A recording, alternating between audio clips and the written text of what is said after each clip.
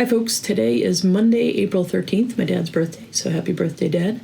And I don't know if people out there, you out there, like mystery novels. I hate them because I'm very impatient and I want to know how things end.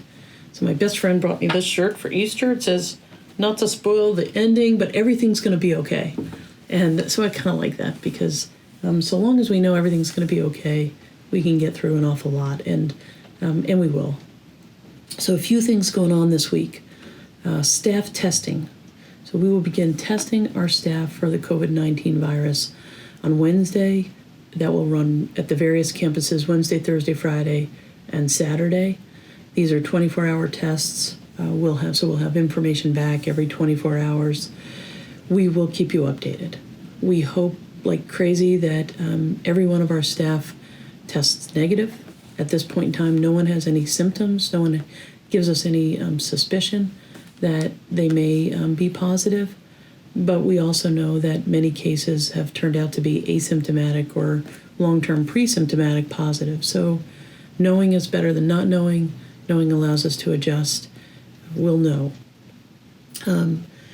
We have 4 folks who may, in case we do have a positive test, we have established an emergency fund for those folks. We've also can use that fund for people who have been impacted financially by this virus. As you know, the economy sort of turned on a dime in March, and many of our team members, either through a spouse or a partner who may have lost a job, their financial fortunes have changed. They may have additional daycare or childcare costs because their kids normally went to public school and now they have to be homeschooled. So there's a lot of challenges for our team right now. Our leadership team thought of this emergency fund.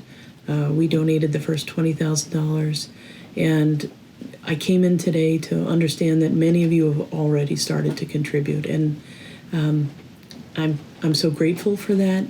It shows your appreciation for our team, and not just our team at your particular campus or your particular community, but understanding that this virus has no geography. It knows no bounds, and we're here to help one another. We're in this together. We're better together. And all I can say to that is thank you for those of you who have considered this, and thank you for those of you who have given. Residents will also have the opportunity for testing. We'll start resident testing for our healthcare folks, either assisted living, memory support, or nursing care residents. We expect that we can start that next week. Again, we're testing those folks 2 to 3 times a day for symptoms. No one showing any symptoms, but again, better to know than not know. And the testing is really, for right now, it's the best thing we can do to get as much information as possible. So we'll start that process, I believe, next week.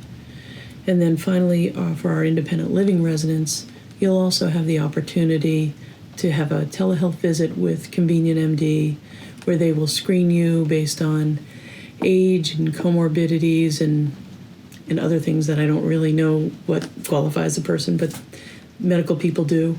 And if you do qualify, then you'll have the opportunity to be tested here on site also.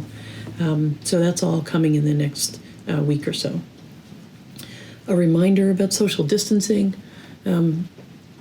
Please do it. 6 feet is 6 feet. Feel free to be social, but you can be social from 6 feet apart. You can have conversation, you can take a walk, you can participate in meeting, you can have conversation, but just keep some distance. And now that we have cloth masks, wear them. Take a walk, enjoy the outside, not today because it's really awful today, but it would be beautiful the rest of this week. Enjoy the fresh air, get outside, but keep your distance. Try not to be around anyone who doesn't live in your community. That's the whole goal of not allowing visitors. If you go for a walk and you're around other people who don't live in our community, it sort of defeats the purpose. So don't be crafty, just be wise, and think about every decision you make impacts your community and your neighbors. And right now, it really is all about keep your circle tight and then make it tighter. That is exactly what we're asking our staff to do. It's exactly what we're asking you to do, because that kind of behavior, it's working. Social distancing is working. You can see how by all the modeling, the curve is being flattened. The anticipated number of deaths in our country is going down, in our state is going down. The IHME charts that we had referenced in a previous memo at one point had us anticipated in New Hampshire to have about 350 deaths in this first wave. Now it's down into about 60. That's because of what you're doing, and it's because of what we're doing, and we need to keep it up for a while longer. So thank you for what you're doing. Thank you to our sewers. The sewers, I believe, have made, 700 plus masks between Durham and Exeter and Birch Hill. It might be more than 1,000. Penny's shaking her head at me, so I think more than 1,000. That's awesome. We're going to ask you to continue to adjust, maybe learn how to make some gowns for our healthcare staff, because there's also a critical shortage in gowns. So we'll see how much creativity you have in your fingers and your sewing machines. So thank you to our sewers, and thank you to all of you who have taken the time to thank me or our leadership team or our staff. We're here for you. We want to be, and we know, knowing that you appreciate what we're doing, knowing that you appreciate one another, and that you appreciate the guidelines for right now around social distancing, it really makes everything better. And it makes us remember on a daily basis what community is all about. So I'll end with that. Just thank you.